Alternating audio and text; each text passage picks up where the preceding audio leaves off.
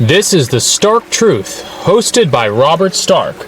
Brought to you by StarkTruthRadio.com. Robert Stark is an American journalist and political commentator. You can listen to his podcast at www.starktruthradio.com.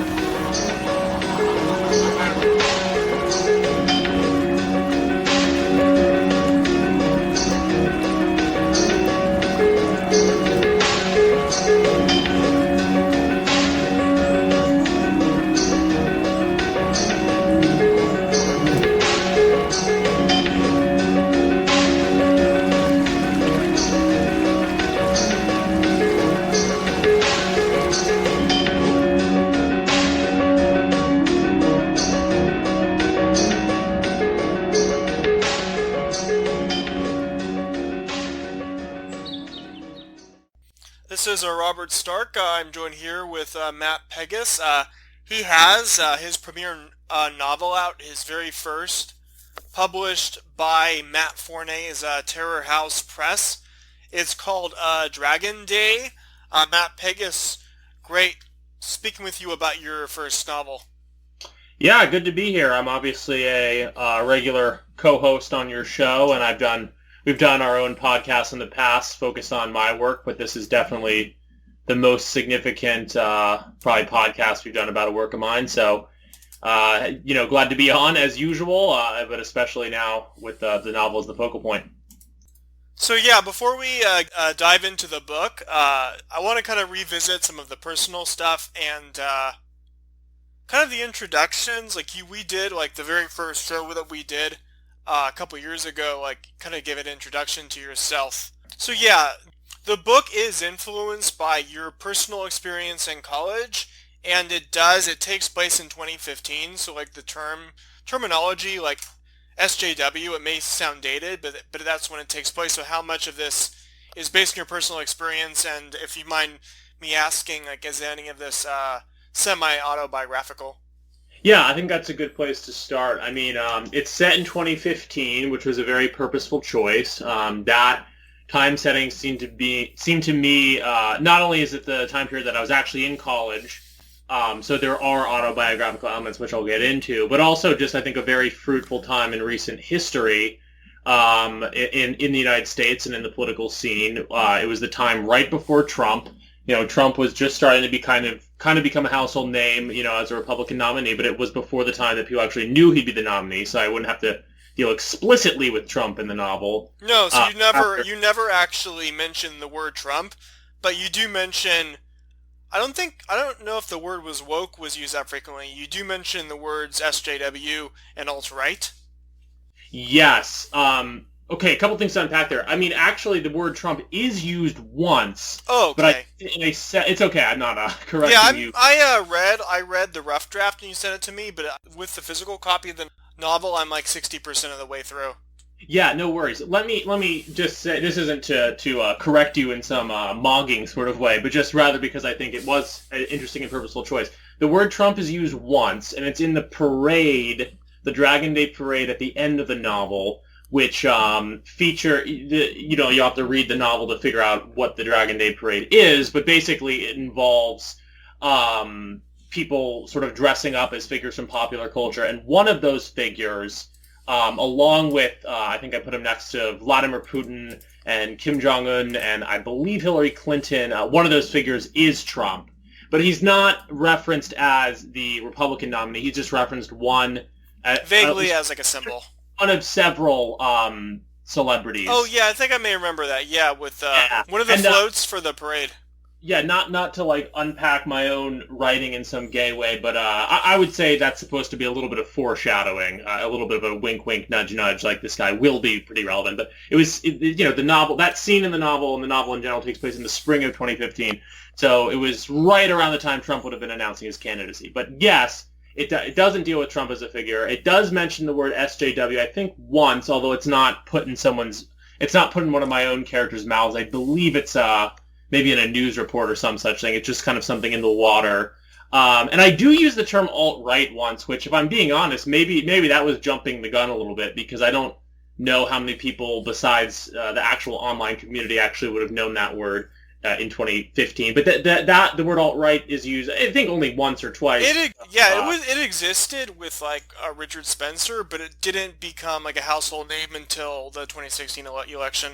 Until Hillary Clinton said it in 2016. Oh, right. Or that, but I'll give myself I don't think I jumped the gun too much, because the context I use that term in is a character very explicitly going down some of these online rabbit holes. So I guess it would have been conceivable that he could have come across it. But to get back to your original question, set in 2015 purposefully, I would say in the calm before the storm of Trump rising to prominence, and at a time when I remember it this way, and being in college I remember it this way, the cultural left, what we now call SJWs or woke, all of these are overused terms, but I don't know how else to describe it. At that time, they were kind of having a field day. The first really big summer of BLM was basically 2015. So I remember it as a time when those progressive forces seemed really to be forces to be reckoned with, and had a lot of cultural power, and fancied themselves sort of unopposed. Like, it was like sort of, we're taking over. That was the sensibility, and certainly on college campus, that's what it felt like. However, even at that time, I wasn't that invested in any dissident online communities or anything, but there was a sense that there kind of was a pushback brewing on its own terms, sort of under the surface, and that was gaining power. That feeling was in the air, and then sure enough, in 2016, it came to light when it aligned itself with the Trump movement. But yeah, basically, this is set in 2015 because I think it's a fruitful setting of two opposing political forces that had not yet quite met in the middle, and led to the current stage of the culture war, which we're still enmeshed in. These two sides were kind of on their own sides of the fence, and both seem to be gaining power, is the way I remember it. So, revisiting like the very first show we did, it's important to point out that you've never been, because we talk about like your political evolution, you have actually never been on the far right or the far left. You'd say you transitioned from like a normie centrist who voted for Hillary Clinton when you were in college to more dissident centrism. So you took one version of centrism to the other, but you've never been on the far right or far left. Do you want to kind of explain your political evolution? Sure, yeah, and I wrote what I called an addendum to Dragon Day, which goes into this a little bit on my Substack. I think that you described it pretty well. In college, I was sort of in the neighborhood of a center-left, sort of vaguely neocon. I hesitate to use some of these labels. I don't want to make myself look too bad, because really what I was at the time was I was just very naive, and I was brought up Catholic, and I had a certain amount of conservative, a certain degree of a conservative worldview, and yet I was trying to fit in on a very progressive, very elitist campus, and I think that's kind of where my politics came from, was, as a lot of people's politics do, I think, even once they get more intellectual about it. I was trying to smooth over contradictions with myself, and trying to say, well, I have these views. I have a certain degree of conservatism, but I want to make that work with the views of people around me, that kind of thing. Which I think is actually an interesting case study. I mean, I don't want to overstate it, but I think that is kind of, in some ways, I think it's a similar personality to a lot of people who are neocons, whether in the... So yeah, the character Charles, he seems to be kind of a neocon.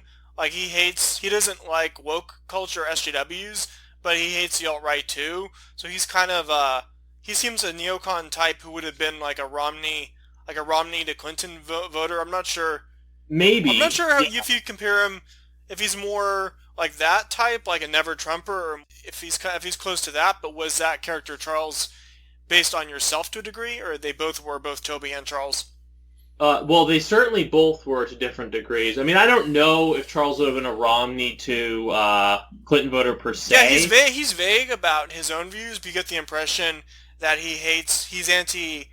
he's against fascism or racism, but he's also against political correctness, like the kind of people who want to, maybe you're a bit like the intellectual, even a lot of the intellectual dark web types, I think so. who want to kind of freeze things in like the colorblind classical liberalism of the late 20th century. That's basically what Charles's character, that's the Charles character, and it's it's a multiple narrator book. There's like 2 or 3 different narrators in the book. Yeah, I mean, well, there's really only one narrator, but I'll get to that in a second. I mean, I wouldn't shoehorn Charles quite into that, nor would I certainly not shoehorn myself into those views. I think that, but I can understand what you're saying. I think he does come out sounding a bit like that because it's less that he has like a positive political agenda, or less even that I have a positive political agenda that I'm trying to push in the book. It's more that you're seeing someone that's kind of transitioning between 2 views, and that can come out as a little bit IDW or even neoconish, because I think that's what a lot of people have gone through over the past 5 or 10 years in the more normie sphere, so to speak, is this sense of, okay, well, I'm not a liberal anymore. You know, a lot of people move from just being Obama voters and kind of taking it for granted that the liberal democratic side is basically the way to go. They move away from that when they get disgusted with the excesses of progressivism, and certainly on campus that happens a lot, and happened to me. Seeing the protests, and you kind of realize, oh, I'm not on board with all this. But then what you move to right from there, I mean, not everyone is going to immediately be meaningfully based, so to speak. You may go through different cycles of like, oh, maybe I'm a little bit center right, or maybe I'm a libertarian. Maybe the IDW is right. Maybe I would like, maybe I just wish it was the 90s again. I think people go through these phases of perception. And yeah, also because it's based on the character's inner dialect, you get a deeper understanding than what people say. It's based on the inner dialogue. For sure, yeah. It's not. I mean, the novel is a political novel. But I don't want to make it sound like, oh, this is like an IDW, like a pro-IDW novel or a pro-neocon novel. I think it's more just, in my mind, reflecting my own experience to an extent, and also I think reflecting a lot of people's experience of, once you sort of switch sides, or once you move away from just being like a normie liberal, you're not going to immediately be, super based about everything. It takes some time to transition away, and I think that's what's captured in the Charles character and his perception, and he later meets someone who influences his views in that direction, and that's basically what I went through to an extent in the years immediately following college. So you have this addendum to Dragon Day on Substack, and you talk a lot about the Straussian dialects on German nihilism and the dangers of the progressive education and dialectical thinking, which, Straussianism, it's sort of, sometimes is linked to like the philosophical origins behind the neocons and like the Claremont Institute, but at the same time, like both fascist and leftist are interested in the same dialectical reading. What is the significance? Can you kind of explain to those who've never heard of, who've not unfamiliar with the concept of the Straussian dialect, explain what that is and the significance to the themes in the book? Yeah, there's a how to put this. Again, not that the novel's explicitly Straussian, but I found it to be one interesting avenue of sort of interpretation of some of what happens in the book. There's a famous, not just Leo Strauss, but one of his students, Alan Bloom, wrote a section of his famous book, The Closing of the American Mind, called The German Connection, where Bloom essentially describes all the sort of German, the underpinnings in a lot of German philosophy, from Nietzsche to Heidegger, to Max Weber, and a lot of sort of relativistic thinkers. Bloom makes the case that these these same mostly Germanic philosophers of the early 20th century underlie the modern progressive leftist project that underlied, fascism and Nazism. And not to explicitly co-sign on the view that Bloom presents in that essay, but in my own experience in college with sort of postmodern thought, I did find there to be some, at least, I'm not a full-on neocon on Oh this yeah, but at issue. least one thing that's kind of interesting is there is kind of a confusion about what defines a neocon, because I grew up in the Bush era as a teenager. That was my political awakening, and they're seen as a pretty easy group to hate. But the thing is, there is confusion, because there's one idea that George Bush was a radical liberal who wanted to spread mass democracy. Then there's another interpretation where the neocons actually had a philosophical basis that was extremely hierarchical and actually right-wing, as opposed to many paleocons would say that neocons were actually, neoconservatism was just like hawkish radical liberalism. So I've heard those two different interpretations, but I'm not sure how relevant that is to the book. Yeah, maybe not. It's definitely an interesting topic. I'm not sure how explicitly relevant it is to the book. Yeah, probably Paul Gottfried might be the best person to ask. Yeah, no, and I referenced Paul Gottfried in that addendum as well. I mean, there's a whole history there that's interesting to delve into. But in terms of the German connection, I just in my own studies have found there to be sort of interesting tidbits of connection, and even just an irony, which is worth reflecting upon. The fact that, for example, postmodern thinkers like Jacques Derrida, are almost rooted almost entirely in Heidegger, and the Heideggerian notion of, Heideggerian, Derrida's deconstruction rooted in, basically the Heideggerian take of a second beginning. I'm not the most eloquent speaker. Isn't Heidegger referenced in the book? Heidegger and Nietzsche both are referenced in the book, and in large part the book is a satire. Maybe satire is too strong a word, but it definitely satirizes a lot of postmodern thought and strange, very insular academic communities that are deeply engaged in postmodern thought. That is satirized in the book, in the character of the professor. And in terms of the German connection of it all, without sounding like a neocon, without saying, leftists are the real fascists because Heidegger, that's not my point. But that being said, I think there is a reality worth reflecting upon, that the intellectual heritage and the obsession with dialectics, which goes actually before some of the more explicitly fascist German thinkers and back to Hegel, some of those philosophical similarities are fun to play with. And in the book, what you have is a professor who is exoterically very progressive, like one of these postmodern thinkers who uses, Derrida and crew to bolster quote unquote woke ends. That's what he is exoterically. But esoterically, he has a sort of fascist outlook, which he conveys to the protagonist, Toby. And so that's where the German connection comes in. It was the idea not of finger wagging like, oh, you leftists are really racist or something. Nothing like that. However, the idea of someone very explicitly saying these strange schools of thought that are prevalent on college campuses and that are used to underlie progressive activism can actually be rooted back to something which could be utilized to fascistic ends. And then there's the kind of incel angle, or just the archetype or trope of the alienated young male, and it's a theme. You talked to Andy Nowicki, a theme in his work, and the book The Columbine Pilgrim, which I've read a long time ago, and then similarities to Gnome. The Gnome character in my book, Drew of Vapor Island, in the new book, which is a sequel to that.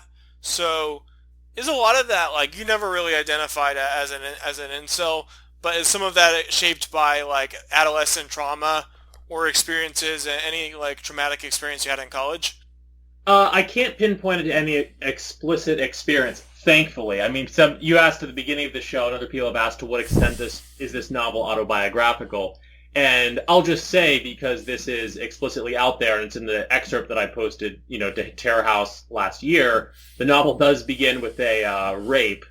And thankfully that is not autobiographical, and no equivalent trauma has befallen me. What about the one where Toby was kicked out of the party? Or he was not let in? Sure. Things like that have definitely happened to me. I mean, I talked a little bit about this with Andy Nowicki, as you highlighted. I think it's just, I don't think one needs to be an incel or a quote-unquote true cell, someone who's really, really identified with that community or really had long-standing trauma of that nature. One doesn't need to be fully that to, have experience of being a guy, being a male, and, realizing your place in the pecking order in a way which can often be unflattering. That's happened to me, in high school and college. And, I don't want to overstate it like I'm some low-status male and this novel's my revenge upon the world. I mean, it doesn't really feel that way, but I think that most guys, except for, I guess, natural giga-chads, can relate to that kind of thing. And it's definitely was, I'll even put it positively, it was an inspiration, an early inspiration for the novel of the sense of inferiority and the sort of beta male rage, I guess, that I may have experienced, and kind of trying to detect where that rage, which could be frightening in its intensity at times, where was that coming from, and following those breadcrumb trails back to the sort of psychosexual and social dynamics. That was a very early inspiration, like delineating that, early inspiration, and that definitely fed into the character of Toby. I have more to say about the incel angle.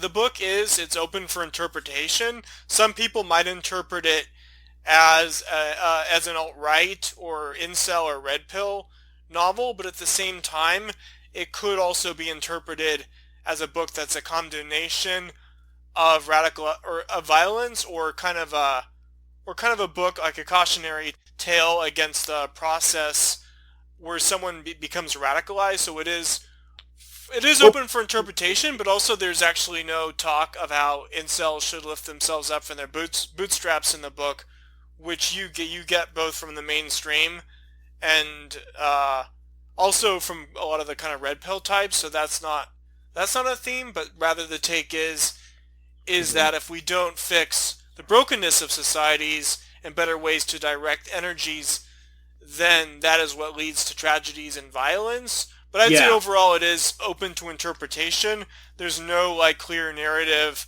of what is what's morally right, or what is the right political position.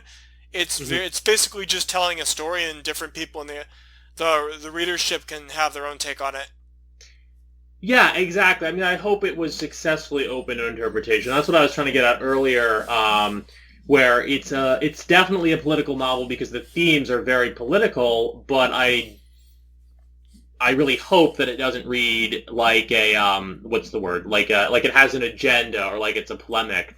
It really is meant to.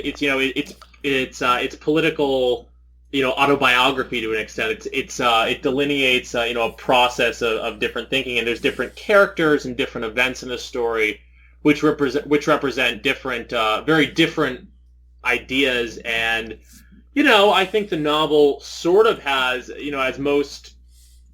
as many novels might, it sort of has a moderate bent to it, where it's like, okay, let's consider these things calmly, let's not take any rash action. I think the novel, tilts you a little bit towards a sort of center, more moderate position. But at the same time, I tried to, be very, I was very unguarded, uncensored in explorations of much more extreme points of view, as represented by, the fascistic Wallingford character and his influence on Toby. Well, it's interesting because Wallingford, he kind of, this scene in the book seems like he's a bit manipulative, but when he starts grooming Toby, Professor Wallingford, he does talk about the social mechanisms of the Yellow House and society as a whole, and he does talk about how different personality types will rise up, and how Toby, like, your talents are not going to be acknowledged because of your demeanor, and that's obviously manipulative, but he does, like, his observations about, like, social mechanisms of society. He's not necessarily wrong. Or even if he's manipulating Toby towards an end which Toby maybe wouldn't choose in his right mind, Wallingford is supposed to have picked up on a need and desires within Toby. This is the whole story, really. This is the whole point. Wallingford, as a pretty, he's the villain of the book for all intents and purposes. But the point is he located desires and needs within Toby that were not being met by a society, by society at large and by his college campus, and was able to utilize those. And I would say that's a major theme within the book, and where it becomes open for interpretation. Do you think erotic energy is challenged into other endeavors, both creative and harmful behavior? Yeah, no, that theme touches on what we were talking about a moment ago.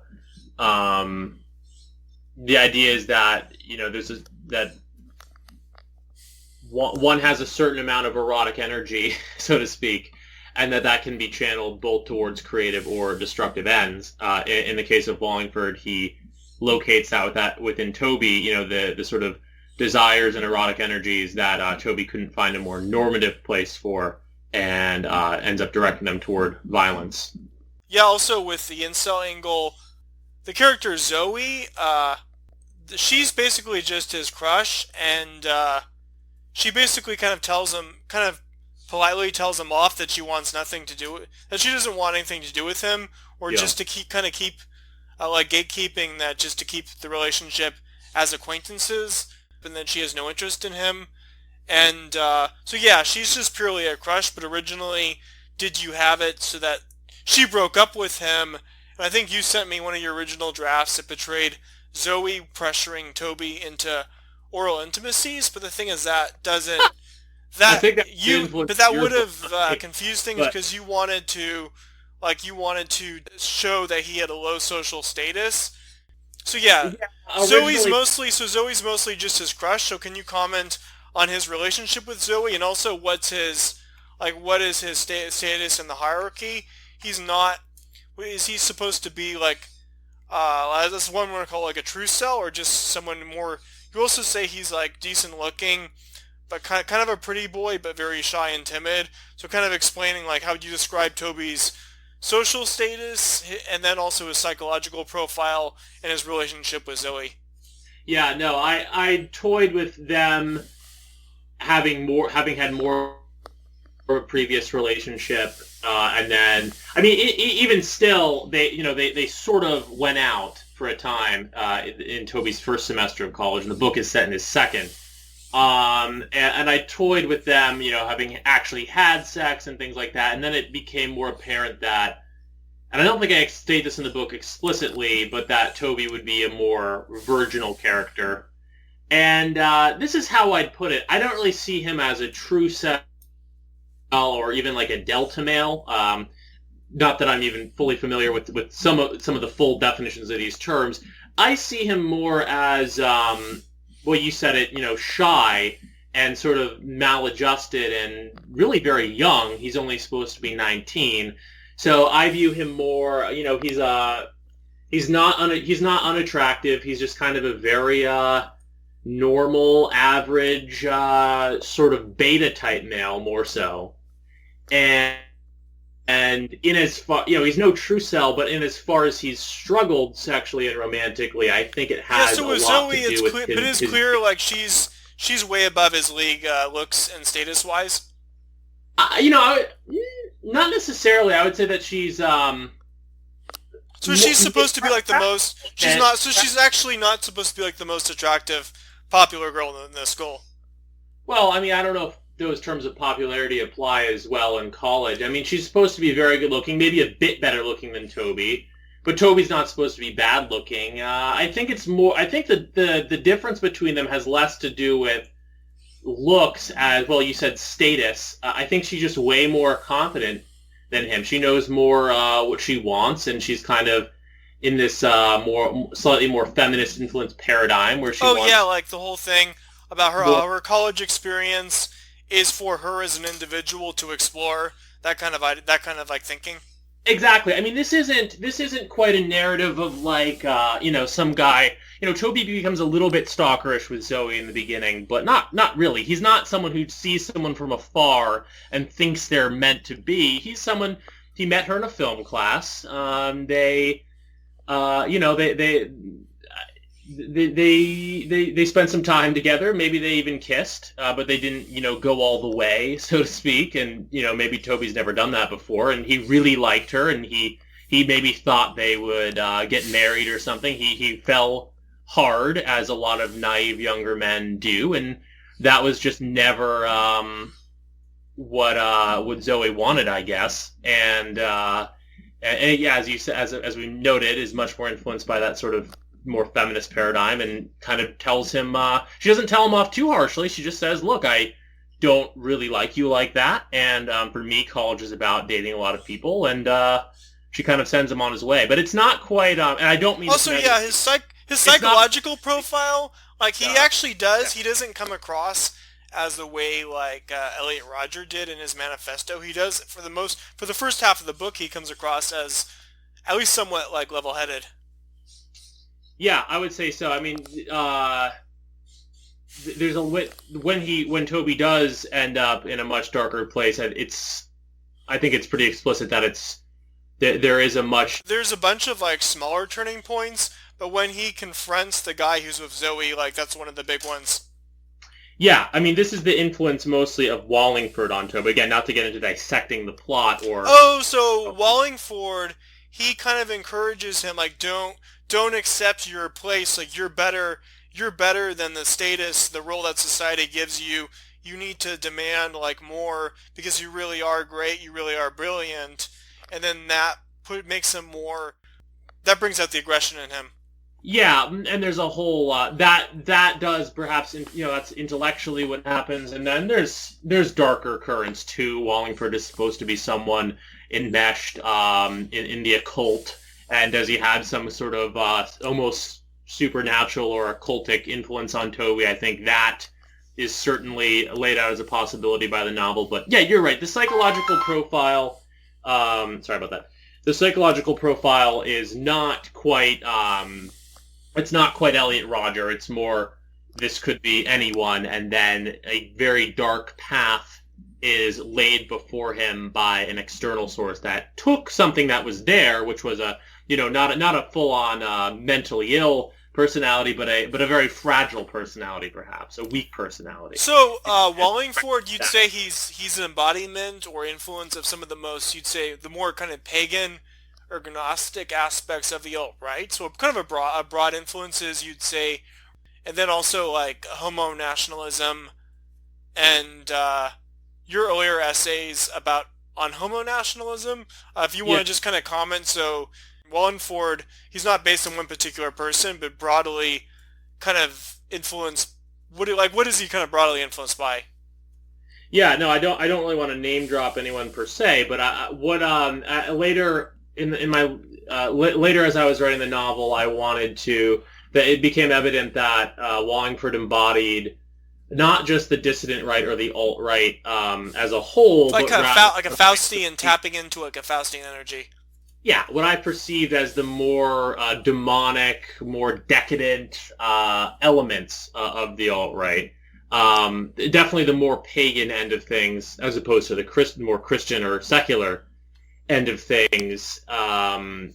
He represents, Wallingford represents accelerationism, an embrace of chaos, and just a much more demonic take on what should be done to save the West, in contrast with the more sort of more left-hand path or Gnostic sense about what should be done. So another, and again, I'm not trying to name drop anyone, but also in line with someone like Jason Giorgiani, who we've had on the show recently. That style of thinking, broad overhaul, like the theme on like past shows from several years ago, like more aristocratic radicalism rather than conservatism? Definitely more aristocratic radicalism than conservatism, and also aristocratic radicalism with emphasis on the radicalism. How would you define that term even? Aristocratic radicalism? Do you even go into that theme? Like, how would you define aristocratic radicalism? I mean, in general, I don't really go into it in the novel, but in general, I think aristocratic radicalism, for lack of a better way of describing it, is pretty much the upshot of a lot of Nietzsche's views. Like, I think Nietzsche or Crowley, or even Oscar Wilde, like those figures get mentioned. Yes, in terms of aristocratic radicalism, I don't think Oscar Wilde is referenced in the book, but he's certainly referenced in my old homo nationalism blog posts. And Crowley and Nietzsche are very explicitly referenced as influences on Wallingford. So yes, Wallingford definitely represents that view of aristocratic radicalism having to do with. This taps into, sort of a great definition of aristocratic radicalism in general.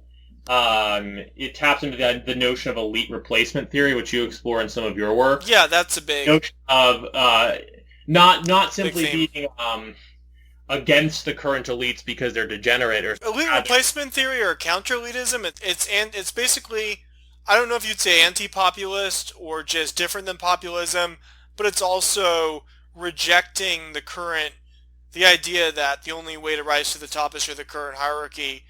But then it also could portray it in a negative. It also portrays that idea because I think subconsciously that idea of like being the natural elite maybe goes to Toby so much that some might interpret it as driving him towards extremism, which some more kind of liberal or normie conservative types would interpret it that way. But like the idea that you're the natural elite and you're being deprived of your place in the hierarchy, that's a major theme. Yeah, certainly. And I know that's a theme in your work as well, Robert. Yeah. Your fiction. That taps into something to do with aristocratic radicalism. Yeah, this notion of... And it also even taps into the accelerationist theme I was talking about, which I would say Wallingford very explicitly is an accelerationist of, we can't rise through the ranks and change things that way. We can't inject, ourselves into the current order in order to affect the change we want. And rather, we need to burn everything down and replace it with something new. Because we are the true elites and we have to, cut the heads off the elites that exist. I mean, I think that gets to the heart of a lot of what Wallingford disposes and a lot of what he, sort of teaches to Toby. And, it does get to a divide within the dissident right, as you said, because, I mean, it's kind of hard to find people who very explicitly say that. I mean, Jason Giorgiani might be one example. Most people... Yeah, Jason Giorgiani, on the last show I did, he said he's radically anti-populist. Yeah, well, okay, in terms of the relation to populism, I mean, it is possible with populism, like, the two could complement each other. Like, they don't have to... Like, the question is there an inherent conflict, which there could be, but there doesn't have to be. Yeah, no, I don't think there has to be. I think that, there's two ways of looking at this. One way is that populism, by would-be tyrants, the counter-elite, one theory would be that they're only as populist as they're willing, and as far as they're populist, they're manipulative because they're simply trying to manipulate the masses to go along with them. That's a negative interpretation. And yeah, if you look at populism, I guess some examples is both Bernie's left-wing populism and Trump's right-wing populism. I think both of those movements ended up being utter failures. I guess so. I mean, people would say, yeah, and people who despise either of those figures, especially you hear it more so about Trump, they would say... There's people who despise those figures from a pro-establishment standpoint or pro-mainstream society, like maintaining social society as one cohesive unit, but also from a standpoint of elite replacement theory, then you can make a critique why those two movements failed. Yeah, I mean, I think that some people would say that someone like Trump, manipulated the masses to try and get his own selfish ends. My view isn't necessarily that. I think that there can be a more natural... I think that aristocratic radicalism and elite replacement, aristocratic radicalism and populism can be much easier bedfellows In a sense that I'm not an expert theorist on this, but some people would argue that the masses of people would rather have a strong leader, so that the interests of both the interests of the masses and of the would-be elites don't necessarily need to contradict that. Meritocratic society is good not only for those who rise up in it, but also for everyone. I'm way more disposed to that view, that populism and aristocratic radicalism can go hand in hand. Now, that's not explicitly in the book. We're diverging somewhat. Oh, yeah. So with the book, like the alt-right and like white student unions are referenced. So overall, like race it's not a major theme. It's more of a side note, but there is talk of like Yellow House, like Wallingford. He also kind of manipulates him, and I think he tells him that he personally is excluded because of affirmative action, and that kind of the personal connection puts him on the path towards where he ends up. And then also there is this depiction where he interacts with some foreign students, kind of like racially ambiguous, who they disrespect him, but then he does have this visceral reaction, like they are stealing his birthright. Yeah, so once Wallingford has more of an influence on Toby, he becomes much more politically disenfranchised, much angrier, and I guess you could say much more right-wing.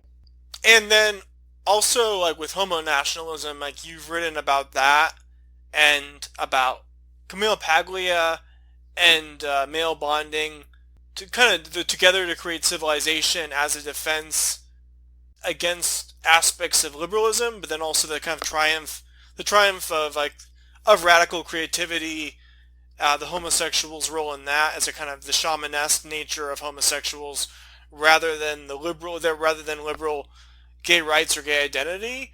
So when we first talked, like your earlier essays were about homo nationalism, and you even talk in the book. There's like the homo nationalists are a kind of meme in the book. Yeah. But can you kind of explain the significance of that? And then you also have something called literary phallology, if you want to explain that too. Yeah. Well, I always say when I'm talking about this that I'm not gay, but when I wrote this book, I was definitely tapping into the parts of myself that were the most sort of uninfluenced by sort of female influence. So there's my most androphilic aspects, to put it in Jack Donovan type terms. And there is an element of there is an undercurrent of what we've described on this show in the past, and I used to write about it on Alt Center as homo nationalism, represented by the Wallingford character, his relationship with Toby, and some of the other people in his orbit. And I think that idea has to do with sort of radicalizing elements that Camille Paglia addresses pretty well in Sexual Personae, about men sort of bonding together and excluding women as a means of creating and sustaining civilization. And in the context of the radical right-wing politics that Wallingford later comes to embody in the book, that is taken very literally as and very sexually.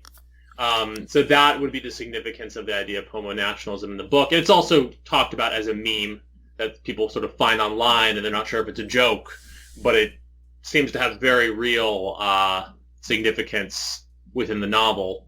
And then you also, there could be there's a kind of dialect about human nature and how it relates to sexuality.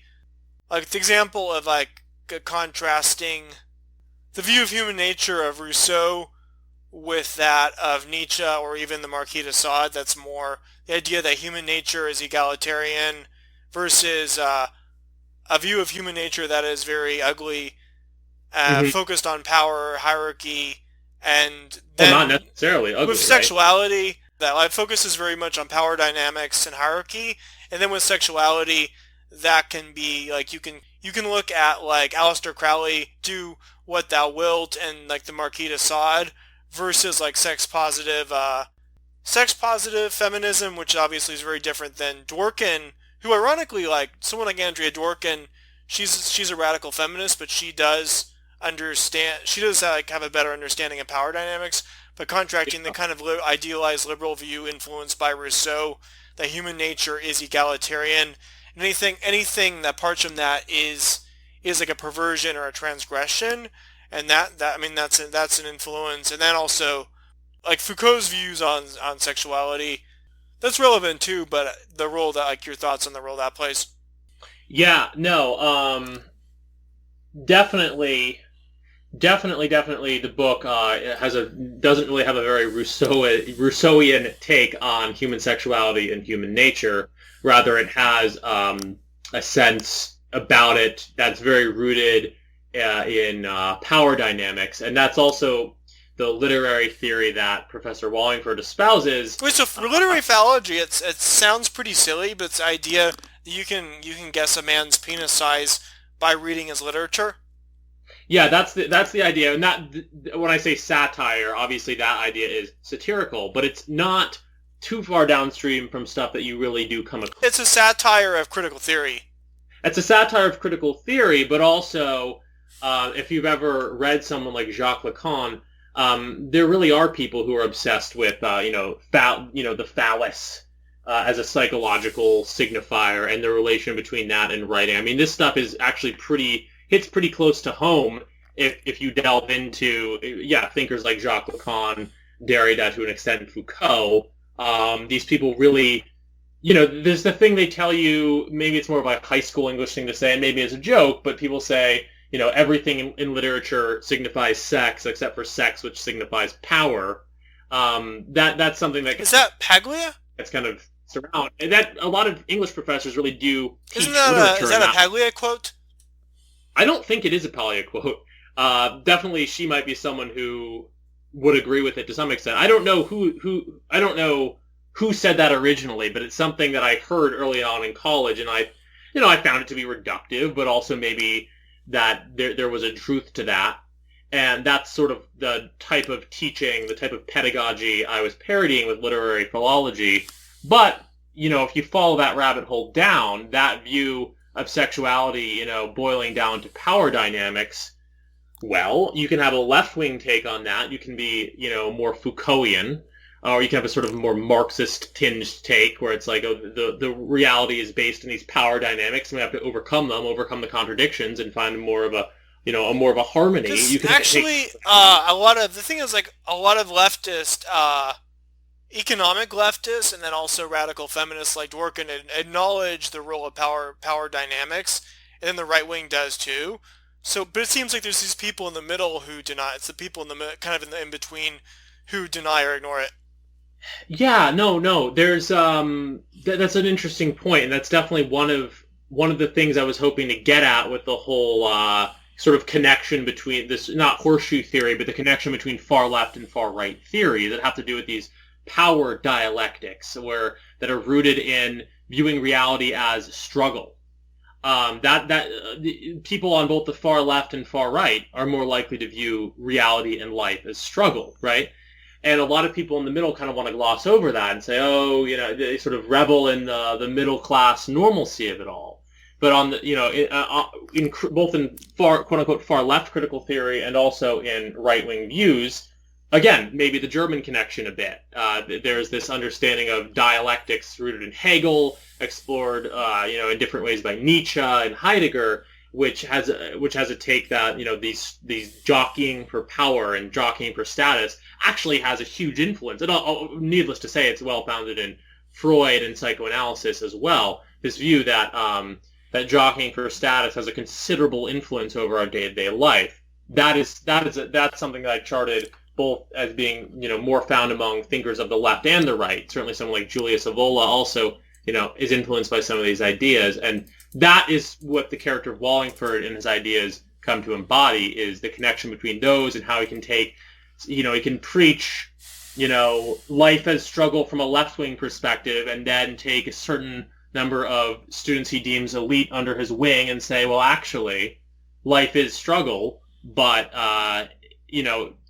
the goal is to come out on top, so to speak. Just simply saying,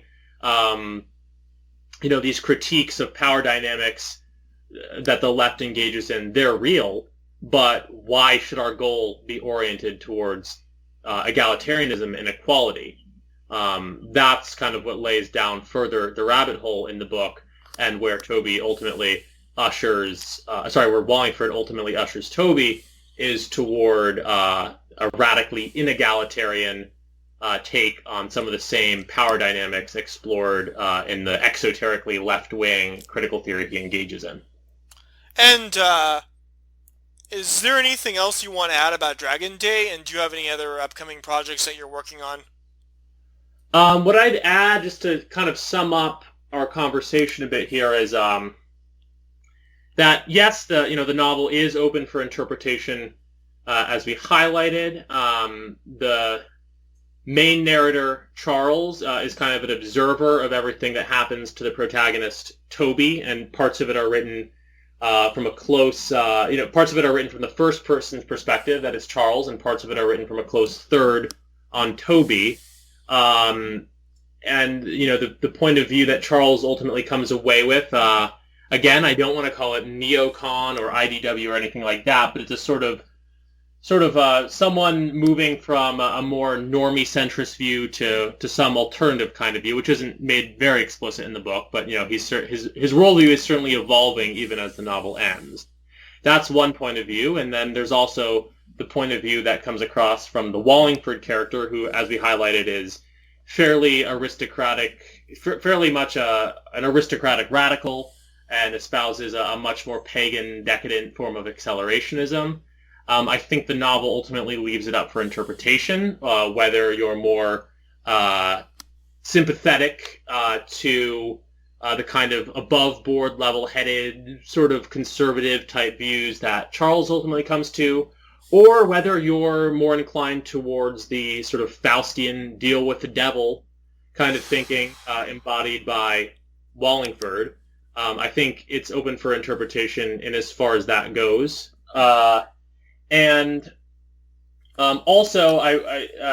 to highlight a theme from earlier, we talked about how there's a theme of, what do you do with your energy? And what happens when society doesn't make room for that energy? And I would say that that's my take on the whole incel angle we discussed. Even beyond the incel angle, just if society fails to give someone a role, and then it's especially worse if that person has immense talents, or just fairly intelligent. It's even worse. I mean, ideally everyone should be given some kind of role. Yeah, certainly everyone should be given some kind of role, and you talked about on one level the novel could be read. This is also how it's open for interpretation. On one level, the novel could be read as a cautionary tale of what happens when people are radicalized, and it's not pro-violence in any kind of way. However, my take on what leads to that kind of violence is pretty different than you'd get from a mainstream source about the dangers of white men online or something. Rather, it highlights the degree to which the brokenness of society can lead to individuals who, high IQ, talented individuals with nowhere else to put their energy, nothing else to apply themselves to, may end up going for some of these more accelerationist, destructive ends. So in that sense, well, it is open for, the violence isn't open for interpretation as far as the novel's not pro-violence, but certainly the take on violence, I think, is open for interpretation. And in terms of what I'm working on now, I've got a few different projects on the pipeline. So you're not like the blog, the Alt of Center blog. That's just kind of an archive for older sites. You're mostly on Substack now. Yeah, mostly on Substack. I have a couple different kinds of posts I'm working on, and just kind of trying to throw as many pieces of spaghetti against the wall and see what sticks in terms of what the future of my writing online will be. Matt Pegas, great show. Check out Dragon Day on Terror House Publishing. Thanks so much, Robert.